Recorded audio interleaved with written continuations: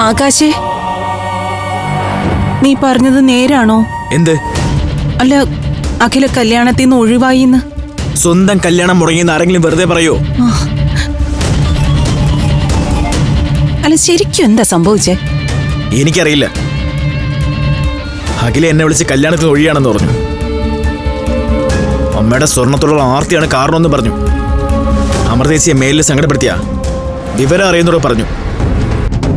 എനിക്കറിയാൻ പാടില്ലെന്ന് ചോദിക്കാം, നിങ്ങൾക്കൊക്കെ എന്തെങ്കിലും കുഴപ്പമുണ്ടോ? എടാ, സംഭവിച്ചത് എന്താന്ന് വെച്ചാലേ. വിസ്തരിക്കണ്ട. കല്യാണം കഴിക്കുന്ന ഞാനാ. ആ ഞാൻ അറിയാതെ അമൃതേച്ചിയോട് സ്വർണത്തിന്റെ കാര്യം പറയാൻ അമ്മയ്ക്ക് എന്താ അധികാരം? ഗതികേട് കൊണ്ട് പറ്റിപ്പോയതാടാ. കലാവധി ചതിച്ച ആ സ്വർണത്തിന്റെ ഉത്തരവാദിത്തം എന്റെ തലയിലായത്. ആ സ്വർണം കൊടുക്കാതെ ദിവ്യപ്രഭയുടെ അമ്മ സമ്മതിക്കൂല. നിന്റെ കല്യാണം കഴിയുമ്പോ കൊടുക്കാന്ന് ഞാൻ പറഞ്ഞു. ആരോട് ചോദിച്ചിട്ട്? ചോദിച്ച നിങ്ങൾ ആരും സമ്മതിക്കില്ലെന്ന് എനിക്കറിയായിരുന്നു. അതിനിടയിൽ അമൃതയുടെ കയ്യിലുള്ള 60 പവൻ അഖിലയ്ക്കും അനഘയ്ക്കും വീതിച്ചു കൊടുക്കാന്നൂടി പറഞ്ഞതോടെ ഞാൻ പെട്ടുപോയി മോനെ. അങ്ങനെ അമൃതേച്ചിയെ കണ്ട് വേറൊരു 60 പവൻ കൂടെ വേണമെന്ന് പറഞ്ഞു. അമ്മയ്ക്ക് നാണാവില്ല ഇങ്ങനെ ഇറക്കാൻ? വേറെ വഴിയില്ലാത്തോണ്ട് ചെയ്തതോ?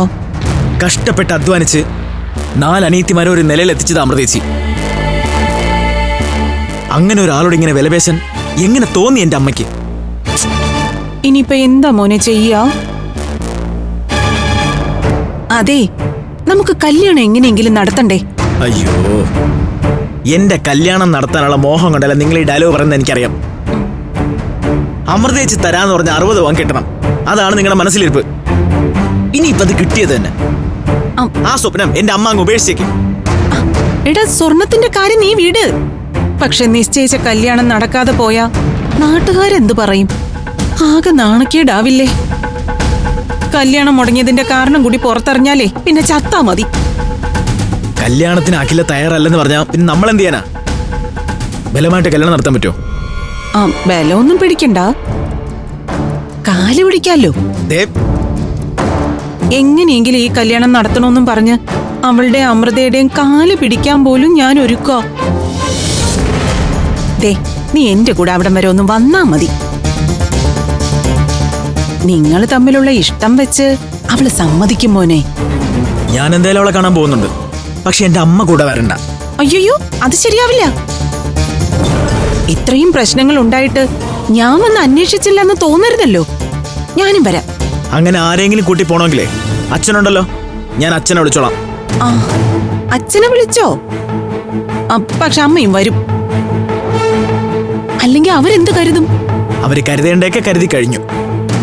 എന്തായാലും ഞാനും വരും. നമുക്ക് നാളെ രാവിലെ തന്നെ പോവാം. പിന്നെയും സ്വർണത്തിന്റെ കാര്യം പറയാനാ? ഇല്ല, പറയില്ല. ഈശ്വരനാണ് പറയില്ല. എടാ, സ്വർണത്തെക്കാളും വലുതല്ലേ മോനെ എനിക്ക് നിന്റെ സന്തോഷം. അതിനുവേണ്ടി ആരുടെ കാല് പിടിക്കാനും ഞാൻ തയ്യാറാ. എന്തായാലും അച്ഛൻ വരട്ടെ, എന്നിട്ട് തീരുമാനിക്കാം. മതി.